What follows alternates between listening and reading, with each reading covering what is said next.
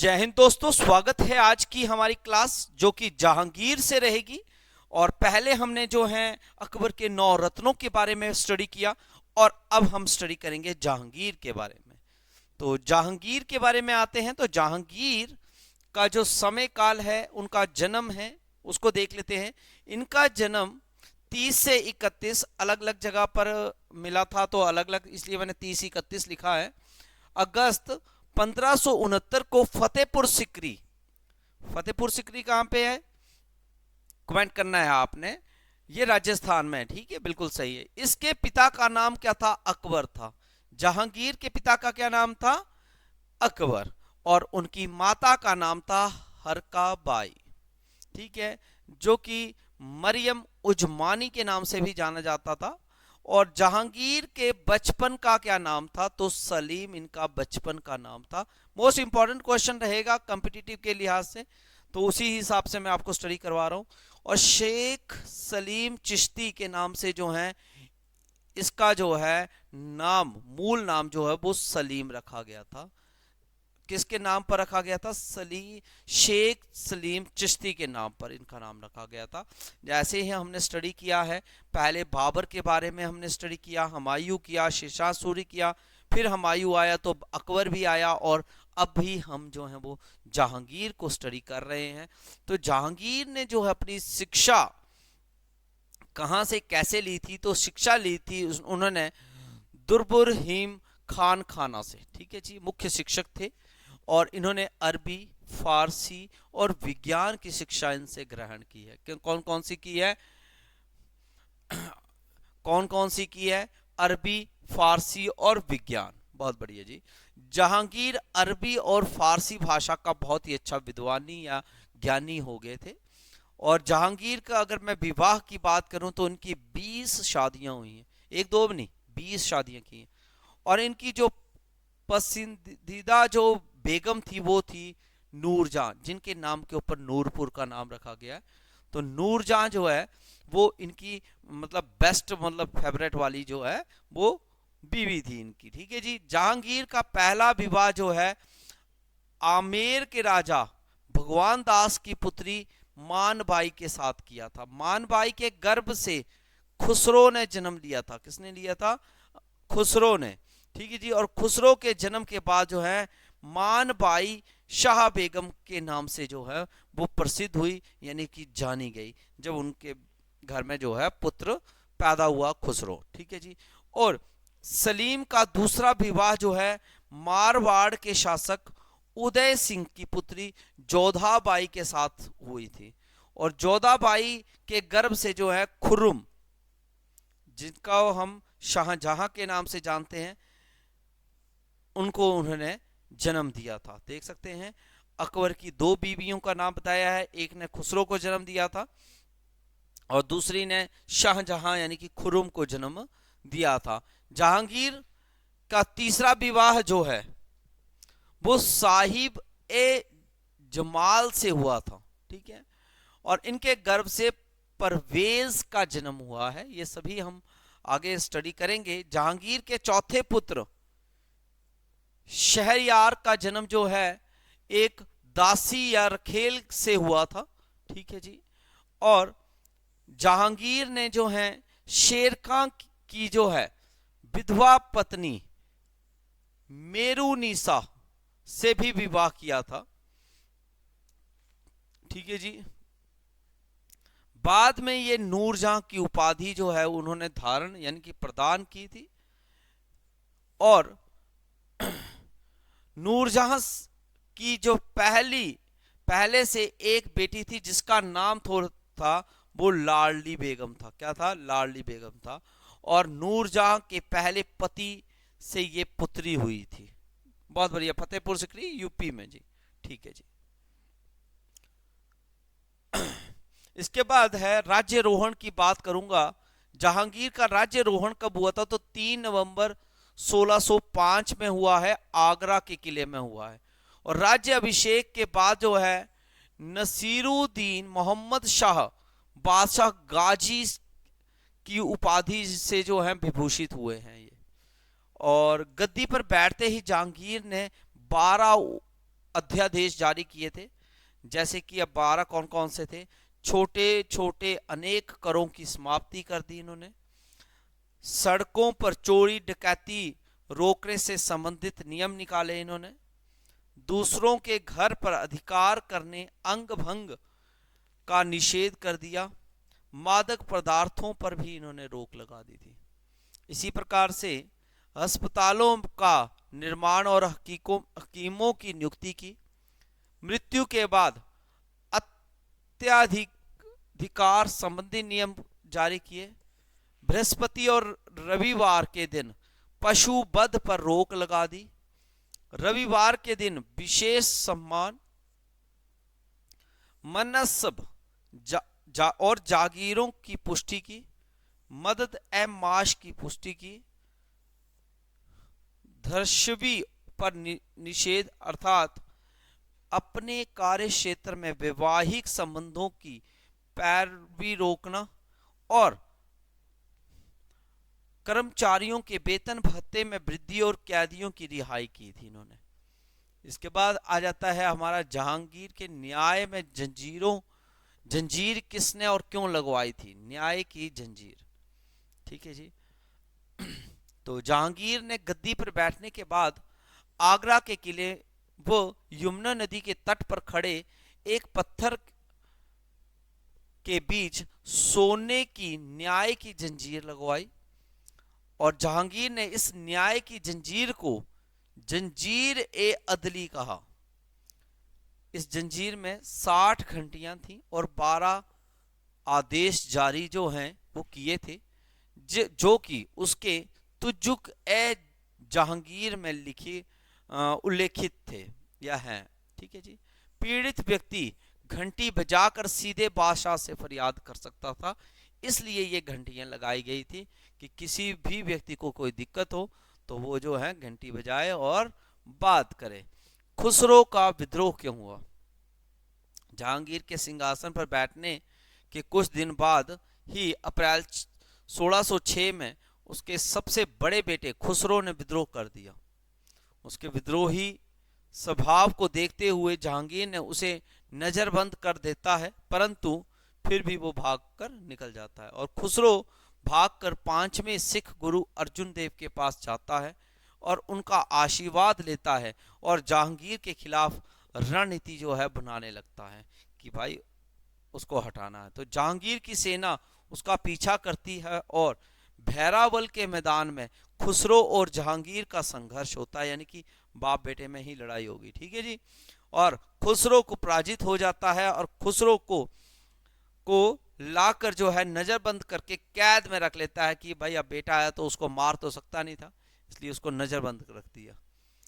जहांगीर 5वें गुरु अर्जुन देव से काफी नाराज था, क्योंकि अब बेटे को भड़काएगा तो फिर नाराज तो होना ही था, क्योंकि उन्होंने विद्रोही खुसरो को आशीर्वाद दिया था। और जहांगीर ने 5वें सिख गुरु अर्जुन देव से कहा कि या तो आप जुर्माने का भुगतान करिए, नहीं तो सजा दी जाएगी। जुर्माने की रकम भरने से अर्जुन देव ने इनकार कर दिया और परिणाम स्वरूप उनको जो है फांसी की सजा दे दी गई। 1 वर्ष बाद खुसरो उस कैद से निकल जाता है और फिर 1607 ईस्वी में जहांगीर की हत्या की रणनीति बनाता है। इस बात से जहांगीर काफी दुखी होता है और इस बार कठोर दंड देते हुए खुसरो को दोनों आंखें ही निकलवा लेता है और इस प्रकार अंधा करके कैद में डाल देता है। वे कैद में ही लंबे समय तक रहता है, ठीक है। और अकबर के कई प्रयासों के बाद मेवाड़ को भी जीत कर अधीन कर लेता है। ये अकबर जहांगीर के समय में है। अकबर के कई प्रयास हुए थे, तो उसमें जो उसने जीत कर अपने कब्जे में लिया था मेवाड़ को, तो जहांगीर ने अपने पिता के सम्मान साम्राज्यवादी नीति का ही अनुसरण किया और मेवाड़ पर भी अधिकार करना चाहता था। 1608 में जहांगीर ने अपने दूसरे पुत्र परवेज को मेवाड़ का शासक और अमर सिंह को जो है पराजित करने के लिए भेजा और परवेज की सहायता के लिए जो है महावंत खां को भी भेजा गया था। और अमर सिंह ने अपने राज्य की रक्षा की और परवेज को वापस बुला लिया। और बाद में जो है 1614 में एमी ऐसा करता है कि जहांगीर गुस्से में अपने पुत्र खुर्रम यानी कि शाहजहां को ही मेवाड़ विजय के लिए भेज देता है। यानी कि उसने अब शाहजहां को जो है मेवाड़ भेज देता है जीतने के लिए। तो खुर्रम ने वहां जाकर बहुत कत्लेआम मचाया, फसलें नष्ट कर दी, किसानों को बहुत प्रताड़ित किया। परिणाम स्वरूप अमर सिंह को ऐसा एहसास हुआ कि अब उसके पास जो है कोई रास्ता नहीं है, तो अब संधि कर लेनी चाहिए। अंततः अमर सिंह ने खुर्रम के सामने जो है वो संधि का प्रस्ताव रख दिया और खुर्रम यानी कि शाहजहां ने भी ये संधि का प्रस्ताव जो है वो स्वीकार कर लिया। और 1615 में जो है ये संधि हुई। तो निम्नलिखित शर्तें रही। क्या क्या शर्तें रही? राणा सम्राट जहांगीर की अधीनता स्वीकार करेंगे पहले, और सम्राट ने राणा को चित्तौड़ समेत सारा प्रदेश लौटा दिया। तो अकबर के काल में ही मुगलों के आधिपत्य में था और चित्तौड़गढ़ की मुरम्मत कराना जो है वो निषेध कर दिया गया कि नहीं करवाई जाएगी। राणा को सम्राट के दरबार में उपस्थित होने के लिए बाध्य भी नहीं किया जाएगा और अन्य राजपूतों के समान राणा को से जो है वैवाहिक संबंध स्थापित करने के लिए बाध्य भी नहीं किया जाएगा कि हाँ जी कल को मेरे बच्चों की शादी उसके साथ करवा दो, उसके साथ करा दो। ये भी उन्होंने शर्तें रखी थी। और दक्षिण की विजय की बात करें तो अहमदनगर जो कि दक्षिण भारत का प्रमुख क्षेत्र था, वहां का वजीर बहुत ही ताकतवर और शक्तिशाली माना जाता था, जिसका नाम मलिक अकबर था।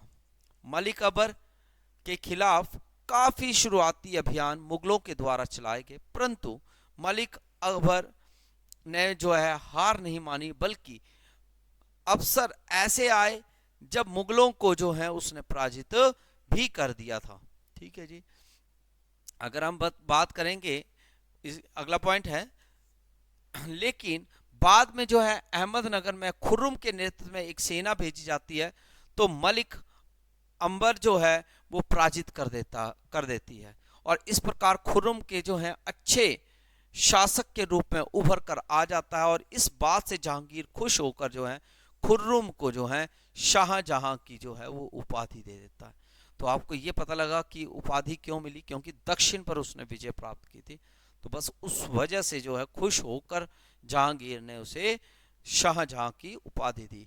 नूरजहां के बारे में मैं बताऊं तो नूरजहां का जन्म जो है वो 1577 में हुआ। इसे मेरुनिसा के भी कहते थे प्रारंभिक पहले।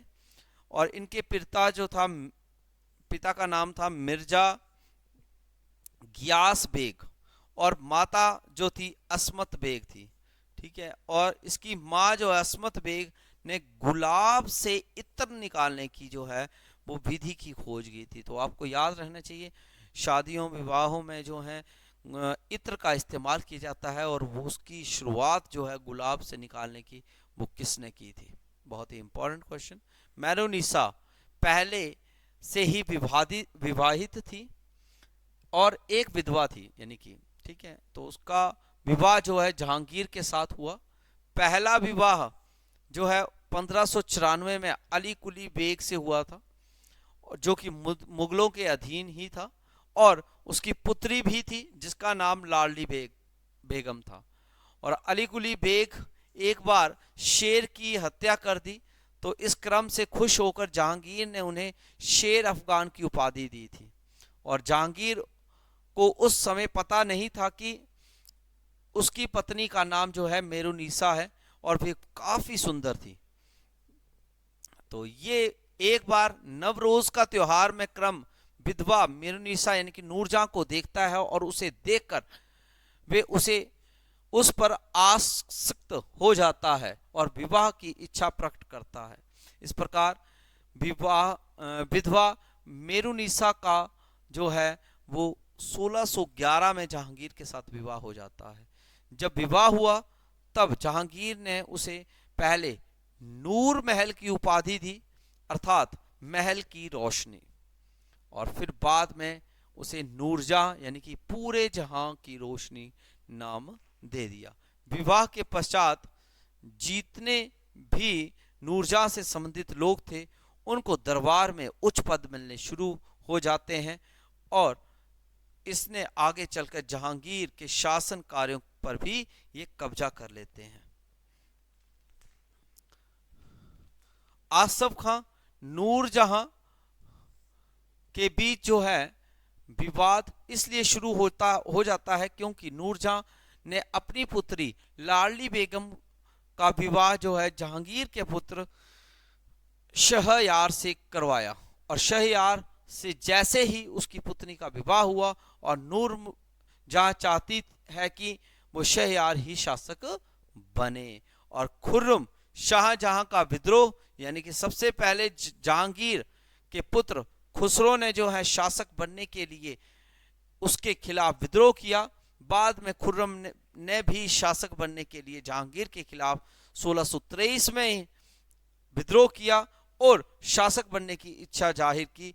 तो ये विद्रोह आसफ खां के भड़कने पे हुआ था, और खुर्रम के विद्रोह को महावत खां जो एक सेनापति था उसने दबाया था जी। जहांगीर इसके प्रभाव में इस हद तक आ गया था कि वे अंत में उसने कहा, मुझसे एक शेर शराब है और आधा शेर मांस के अतिरिक्त कुछ नहीं चाहिए। मैंने बादशाहत नूरजहां को सौंप दी है। नूरजहां का भाई आसफ खां अपनी बेटी का विवाह खुर्रम शाहजहां से करवा देता है, और नूरजहां का भाई आसफ खां चाहता था कि उसका दामाद खुर्रम यानी कि शाहजहां शासक बने, और वास्तव में खुसरो के बाद वही योग्य था, इसलिए शासक बनने की श्रेणी में भी था। लेकिन बाद में चलकर आसफ खां और नूरजहां के बीच जो है विवाद शुरू हो जाता है। तो सेनापति आसफ खां की भी इच्छाएं बढ़ने लगती हैं, क्योंकि वो देखता है कि नूरजहां गुट का प्रभाव राजा पर जो है वो ज्यादा है, इसलिए उसने 1526 में जो है विद्रोह किया। लेकिन इस विद्रोह को दबा दिया जाता है, और बाद में जहांगीर 1627 में मृत्यु हो जाने के बाद खुर्रम यानी कि शाहजहां शासक बन जाता है, और 28 अक्टूबर 1627 को भीमवार नामक स्थान पर जो है जहांगीर की मृत्यु हो गई, और शहादरा यानी कि लाहौर में रावी नदी के किनारे पर जो है उसको दफना दिया जाता है।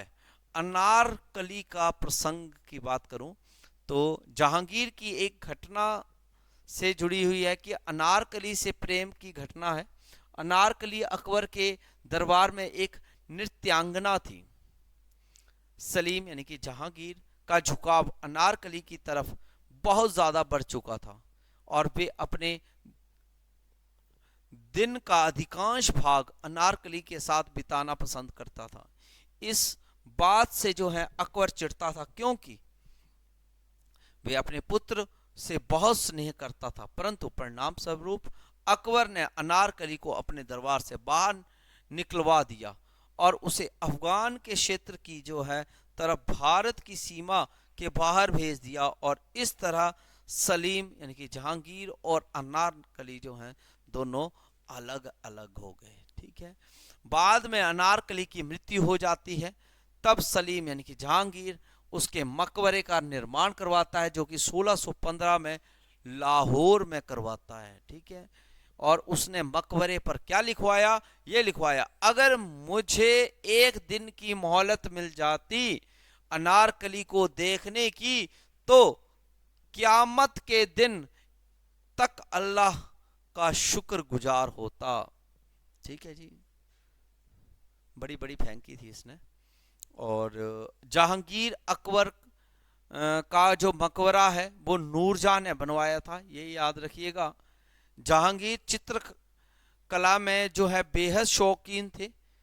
उसने अपनी शासनकाल में चित्रकला को काफी बढ़ावा दिया था और जहांगीर के शासनकाल को चित्रकला का स्वर्ण काल भी कहा जाता है। अगर जहांगीर ने अपनी आत्मकथा की बात करें तो तुजुब ए जहांगीर लिखी है। कौन सी लिखी है? तुजुब ए जहांगीर लिखी है। और कोई भी जो है चित्र, चाहे किसी भी मृत व्यक्ति का या किसी जीवित व्यक्ति द्वारा बनाया गया हो, मैं तुरंत बता सकता हूं कि वे चित्रकार की किस कि एक कौन से चित्रकार की कृति है। ठीक है जी। जहांगीर के समय में महत्वपूर्ण चित्रकार जो थे मंसूर और अब्बुल हसन इंपॉर्टेंट रहेंगे। ये कौन कौन से चित्रकार जो हैं उनके समय में थे। और उनके शासनकाल में जो है किस किस ने जो है यूरोपियन यात्री हैं ये, जैसे captain Hawkins, sir Thomas Roe, William fringe और एडवर्ड टेरी, इन्होंने यात्रियों ने जो है वो यात्राएं की थी। इसी प्रकार से नूरजहां ने अपने पिता मिर्जा गियास बेग, जिनको जहांगीर ने इत्माद उद दौलाह की उपाधि जो है वो दी थी, इसकी मृत्यु के बाद नूरजहां ने आगरा में एक मकबरे का निर्माण करवाया था जिसे इत्माद उद दौलाह का मकबरा कहा जाता है। ये मकबरा पूरा सफेद मार्बल का है, यानी संगमरमर का है, और ये भारत में बनने वाला पहला संगमरमर से जो है बनने वाला मकबरा था। मोस्ट इंपॉर्टेंट क्वेश्चन रहेगा, भारत का पहला बनने वाला संगमरमर का जो मकबरा है वो किसने बनाया था, तो ये याद रखिएगा। और बाद में ये शाहजहां ने पूर्णतः सफेद मरमर संगमरमर से बना हुआ मकबरा जो है, जिसे ताजमहल कहते हैं आगरा में, फिर वो निर्माण करवाया था। और जहांगीर की आत्मकथा का नाम मैंने बता दिया है कि तुजुब ए जहांगीरी या जहांगीर की शुरुआत की थी, जिसे पूरे करने का श्रेय जो है मौतबिंद खां को जाता है। तो ये थे जहांगीर से जुड़े हुए क्वेश्चंस। अगले हैं शाहजहां से, जो कि हम अपने अगली क्लास में लगाएंगे। तो अगली क्लास के लिए आप फॉलो करिएगा क्लास को, और नेक्स्ट क्लास में आप पढ़िए हमारे साथ, जो कि हमारा टॉपिक रहेगा शाहजहां। तो अपना तब तक खास ख्याल रखिएगा। जय हिंद, जय भारत, जय हिमाचल।